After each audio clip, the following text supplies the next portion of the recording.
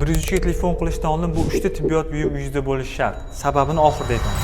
Birinchisi termometr simobli emas, infrakrasniy termometr. Tez va oson qulay o'lchaysiz. Bitta bosish orqali soniyada natijani olasiz va davolashga kirishsangiz bo'ladi. Ayniqsa yosh bolali oilalar uchun juda qo'l keladi, sababi bola uxlayotganda ham bezovta qilmaydi. Ikkinchisi tonometr. Odatda yosh katta insonlarda qon bosimi ko'tarilib yurishi o'zligiga sezilmaydi.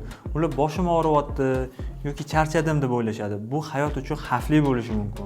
Uyingizda tonometr bo'lsa, siz taxmin bilan emas, aniq raqamlar bilan qaror qabul qila olasiz. Bu ayniqsa yoshi katta insonlar bor uyda bo'lishi shart. Uchinchisi aptechka.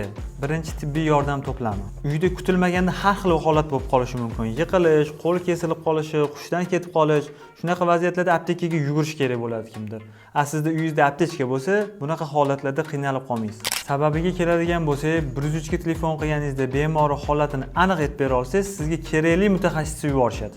Shuning uchun bu videoni oilasida yosh bolasi bor yoki yoshi katta insoni bor yaqinlaringizga jo'natib qo'ying. Menga obuna bo'ling va sog'lig'ingizga befarq bo'lmang.